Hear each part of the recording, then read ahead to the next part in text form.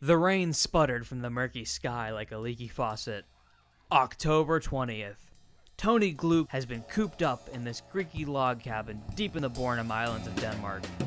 He thought to himself how unusual the rain was as he hid himself away in this so-called Sunshine Island. He knew that winter was soon approaching, and he would be trapped deep in the woods for another season. He paced around the small living room, his thoughts sliding around in his head so quickly he could only process the drone of the gentle rain pitter-pattering on his window pane. He peeked his head out from behind his curtains to check the surroundings outside. Tony looked down at the gun in his hand and felt pissed. Someone had ratted him out. He didn't know who or why, but he knew that he soon would be discovered. He thought for a moment about making a run for it in the chilly rain, but he knew it was better to end this whole deal right here and now. And what better place to end it, in the middle of nowhere, miles from anyone he knew. Tony walked into his bathroom and splashed some water onto his face. He stood there in silence, gazing at his reflection. All of this for what? He asked himself. Suddenly, he took the butt of his gun and shattered the glass. As he left the bathroom, he went over to the window again. He froze as he looked out. Coming through the trees, he saw a dark figure slinking through the foliage. He knew right away. It couldn't be anyone other than Steve Ferguson. Steve. The douchebag Tony had the displeasure of knowing all too well. Oh, Tony knew about Steve, his large arms and ample balls. Tony gulped at the thought of finally coming to face with Steve after all these years of hiding. He knew that Steve was a hungry, cold-blooded, heartless motherfucker with a thirst for blood. He was an unfortunate douchebag, was an entrepreneur of evil. He was the kind of person who wouldn't even save an infant stuck in a drain pipe. In fact, he was probably the person who put it there.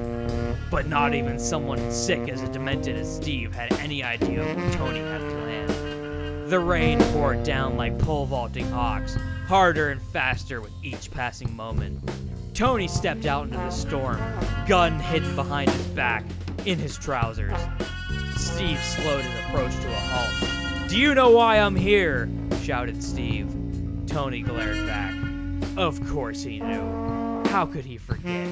Steve brandished a very large kitchen knife and shouted, "You ruined my nephew's birthday party. I'm gonna kill you." "He's my nephew too, you jackass," Tony said as he fingered the trigger of his gun.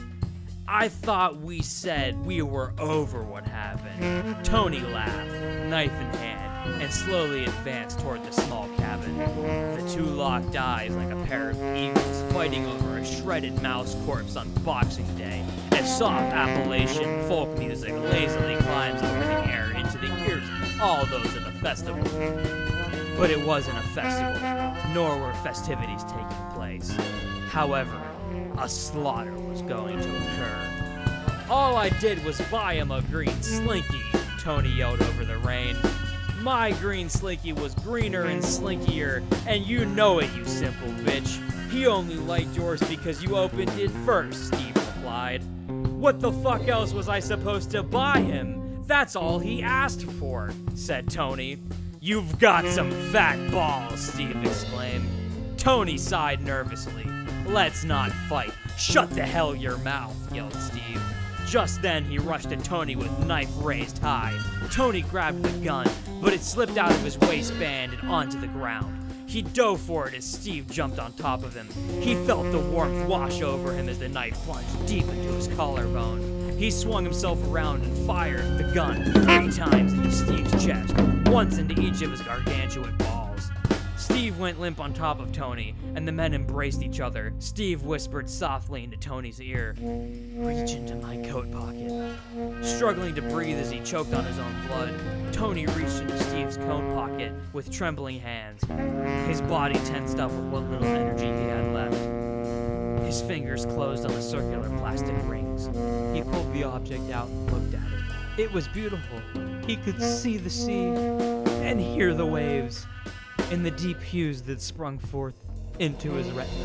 It was a slinky, the most beautiful slinky he had ever seen in his life. "Happy birthday," Steve said with his last breath.